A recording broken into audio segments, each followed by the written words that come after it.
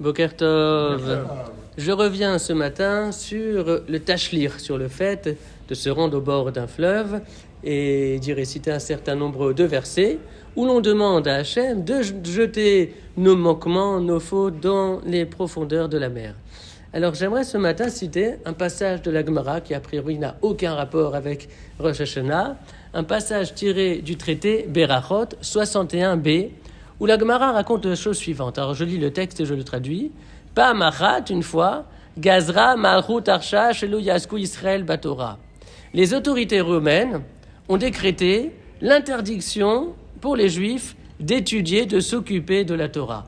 Il s'agit très certainement de l'année 134, 135, au moment de la révolte de Bar Korba, cette révolte qui va être réprimée dans un bain de sang et dans une immense cruauté par Adrien, qui est alors l'empereur romain. Et donc, dans le cadre de cet affrontement entre les Juifs et Rome, il y a eu cette promulgation de l'interdiction d'étudier la Torah.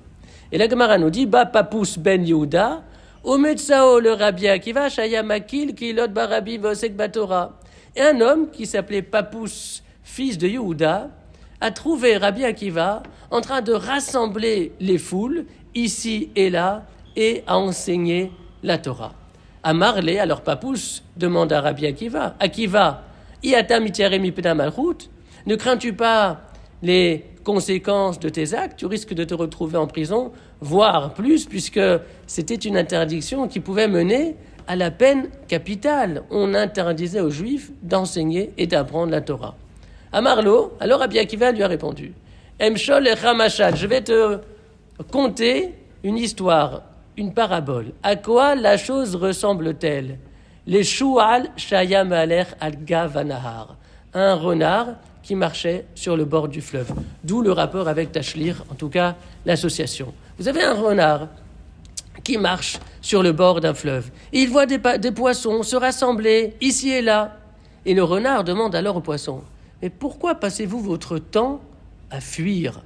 Et les poissons répondent, « C'est à cause des filets que les pêcheurs lancent pour nous attraper. » Alors le renard leur dit la chose suivante, Rodson Chem Shetalou la Yabasha, ne souhaiteriez-vous pas monter sur la terre sèche, de sorte à ce que vous et moi puissions habiter ensemble, en toute cohésion, en toute harmonie, comme d'ailleurs mes ancêtres vivaient avec vos ancêtres. Alors là, le renard est en train de créer une histoire, de constituer un passé qui n'a jamais existé, où les poissons vivaient sur terre avec les renards, symbole d'une communion partagée, disparue et souhaitée de nouveau, non seulement pour le renard, mais aussi pour le bien des poissons.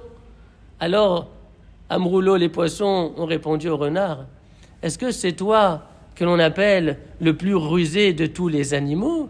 Tu n'es pas le plus rusé, tu es le plus stupide.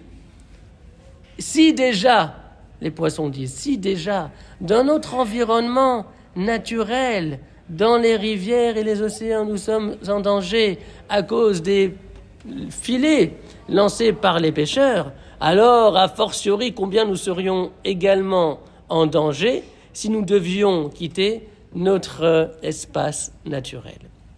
C'est ce que Rabbi Akiva explique à Papus ben Yehuda, qui dit ne pas comprendre son attitude de continuer d'étudier la Torah et de se mettre en danger à cause de cela.